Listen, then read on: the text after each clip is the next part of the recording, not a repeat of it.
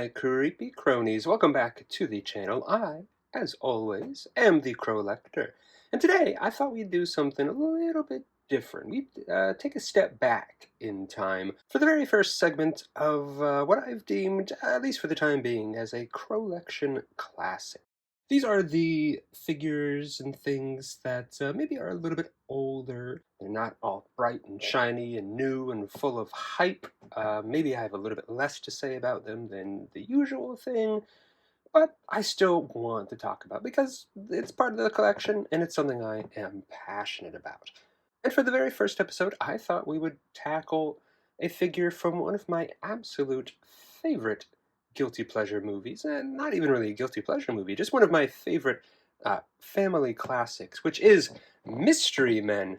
This figure being the Bowler, as played by Janeane Garofalo. Now, I know a lot of people have not even seen Mystery Men. It is one of those movies that is considered something of a cult classic. Not many people have seen it, not that many people like it, but it does have a very devoted cult following. It's based off of an old, also cult classic comic that's very schlocky, very pulpy, a nice throwback to some of the old superhero tales of old. They made a movie of it in, I think, 99 or so, that unfortunately did not do too well at the box office, but is still legendary in my mind. If you want a nice, feel-good movie about a group of ragtag, underdog, not that superheroes, this is the movie for you. Very campy, very schlocky, very pulpy, but very, very fun. And, fun fact, this movie is the one that gave us the legendary All-Star by Smash Mouth.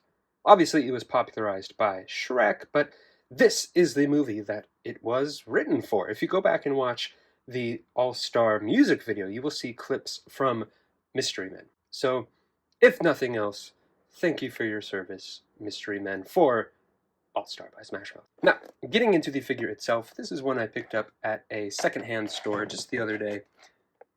As you can see, we have the nice Mystery Men logo with our full assembled team up at the top. This is made by Playing Mantis, which is a company that I personally never heard of. Fat Cat as well. I don't think either one fared too well in the figure-making game, but I appreciate them for what they did. Taking a look at the back, we have the poster for the movie. This is the one that you'll see most on DVDs, Blu-rays, things like that. And then some short little bios of some of the characters. These are the other characters that we got in the wave. We have Captain Amazing, as played by Greg Kinnear. Not quite the villain of the movie, but something of an antagonist. Just very full of himself, your classic hero. We have the Blue Raja right here, as played by the legendary Hank Azaria, who throws his mother's cutlery as his superpower. The Bowler, who we're talking about today, is played by Janeane Garofalo, very much the wit of the movie. Very witty in general, but she has many good quips and one-liners. The Shoveler is played by William H. Macy here, who shovels very well. We have Mr. Furious, Ben Stiller here, whose superpower is just to get very, very angry. Sort of like the Hulk if he was just a basic white guy. And, of course, the Spleen, as played by the one, the only legendary Paul Reubens himself. May he rest in peace. And we have a pretty full team. Unfortunately, we never got figures of two of the other Mystery Men. The Invisible Boy, as played by Kel Mitchell, and the Sphinx, as played by Wes Studi. Both very important characters, especially the Invisible Boy, who's in it for most of the movie.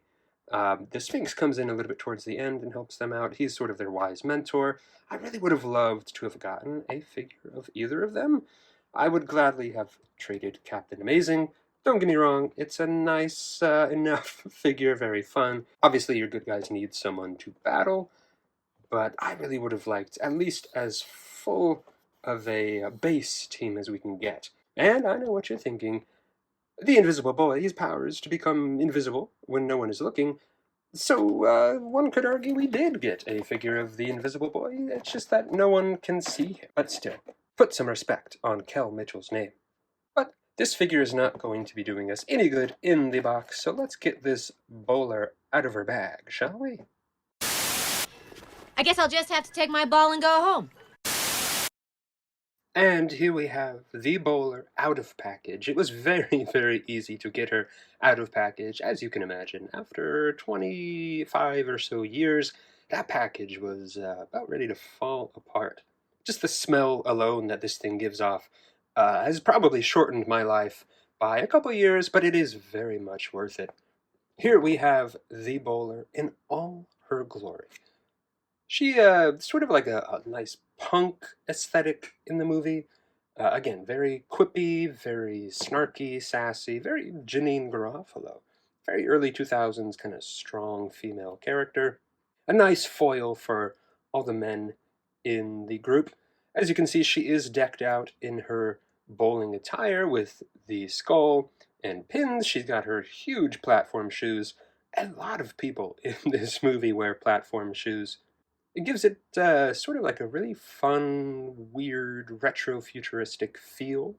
Black and red is very much her thing. She's got those cool green stripes in her hair as well. Some stitching, painted fingernails. Not quite like a goth aesthetic. Definitely skews a bit more punk. We'll go ahead and get her off the spinner here to take a closer look. In terms of likeness, I mean, it's not the worst. It is essentially just kind of basic white lady.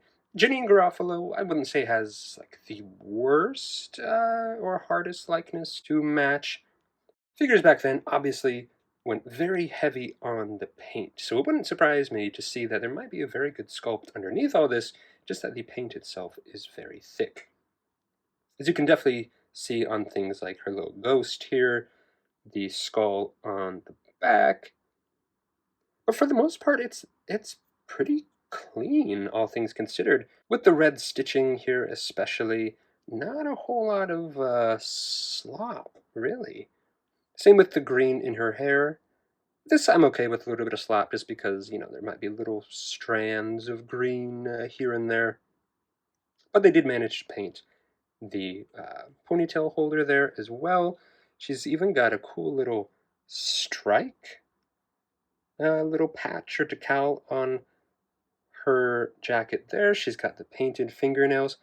All things considered, they really did do a good job in getting a lot of the details, the really small details here. I've certainly seen worse. For accessories, and I guess you could even consider him a whole other character, she comes with the bowling ball that has her late father's skull in it. The legendary Carmine the Bowler, who tragically fell down an elevator shaft onto some bullets. And yeah, this is a skull in the bowling ball. Unfortunately, he doesn't do kind of what he does in the movie, which is like zoom around by himself with the spirit of her father, but you can certainly pretend.